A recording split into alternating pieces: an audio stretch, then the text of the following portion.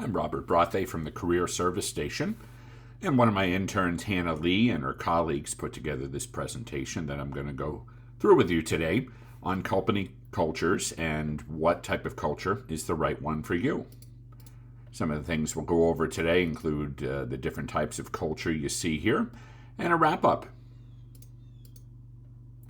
So company culture is all the different things we do to kind of create community together.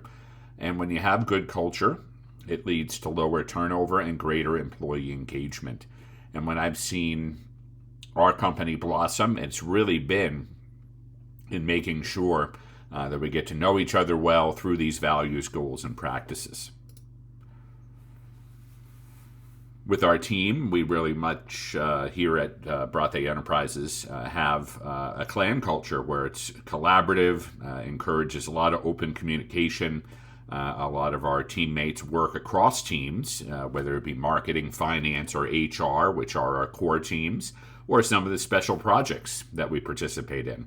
And we use a platform called Slack to make sure this communication stays going. In an adhocracy culture, it's looking for people who think outside the box and create new ideas to lead to more product and growth, and focuses on some risk-taking. And very much at our organization, we have this type of stuff going on as well. So you'll see throughout these different types of culture that your organization may want to incorporate elements of each, or may already have elements of each in place. In a market culture, it's really focused on profits and quotas. There might be demanding leadership, a lot of career-driven folks, and there might be a lot of burnout. And when you focus too much on the numbers, you may end up having a high churn business. Doesn't mean that it's not good to look at KPIs and metrics. We certainly do that here, but there needs to be that balancing act. And then a hierarchy culture where there might be some stability. People want some predictability.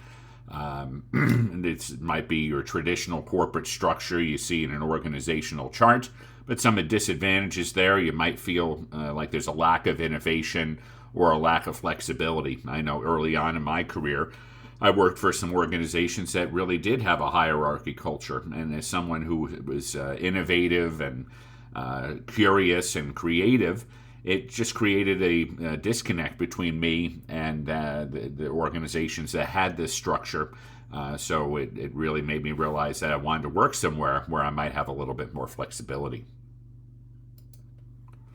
So you want to know a company's culture so you can narrow down what your dream job may be. And that's why I thought my dream job was going to be working for Disney. And don't get me wrong, those 5.5 years, that 5.5 year period where I did 2 internships and managed for 3.5 years was a wonderful time. But I saw that I was more fulfilled working at a culture like Apple's, where there was a lot of innovation, a little bit more buttoned down environment. I'm a t-shirts and jeans kind of guy, so it's often reflected in what you wear to work can influence a culture as well. So we would like to help you get your dream job, whether that be through writing you a resume or helping you with your first internship opportunity when you're a high school or a college student. So reach out to us. Happy to talk to you via email or phone, and visit our website to see some of our services.